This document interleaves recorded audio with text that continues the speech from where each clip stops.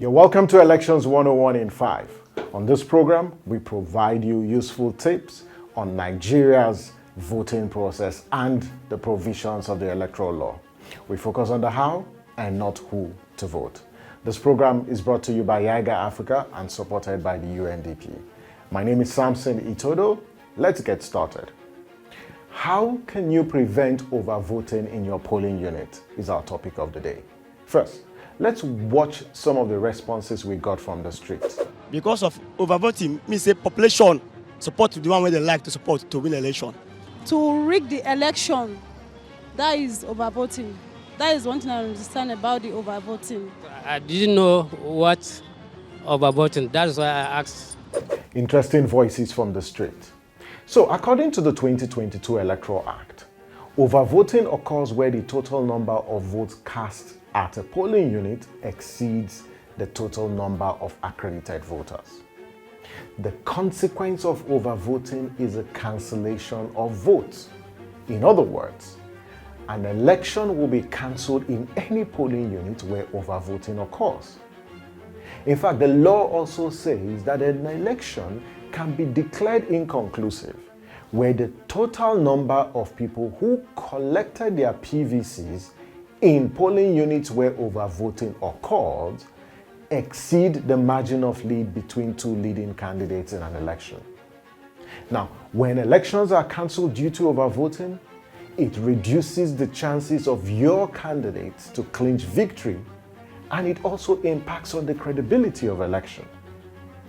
Overvoting can be attributed to human errors during the recording of results, or deliberate sabotage and manipulation by polling officials and political actors. So, as part of a strategy to weaken chances of political opponents, politicians often instigate overvoting in the strongholds of their opponents so elections can be cancelled in those areas. Now, here are a few actions that you can take to prevent overvoting in your polling unit on election day. Number 1, ensure you are accredited with the BVAS before casting your vote on election day. Decline any request from any polling official, party agent, or community leaders to vote without accreditation with the BVAS. So decline any such request. Also insist that no voter should vote without undergoing accreditation with the BVAS. Remember, no accreditation, no voting, and INEC has said no manual accreditation in the 2023 elections. Number 2, be vigilant to ensure each voter in your polling unit is issued the required number of ballot papers. So for the February 25th election, which is the Presidential and National Assembly election, each voter would receive 3 ballot papers, 1 for the presidential, 2 for the senatorial elections, and 3 for the House of Reps. While on March 11th, voters in 28 states will receive 2 ballot papers, 1 for the governorship and 2 for state House of Assemblies. While voters in the outstanding 8 states where governorship elections will not be holding will be issued 1 ballot paper for state House of Assemblies. And for the FCT, there are no state House of Assembly elections, there are no local government elections, so there will be no election in the FCT on March 11th. Number 3, verify that the BVAS allocated to your polling unit has 0 figures in the field for accreditation before the commencement of accreditation and voting on election day. This is very important. You need to verify before accreditation and voting commences.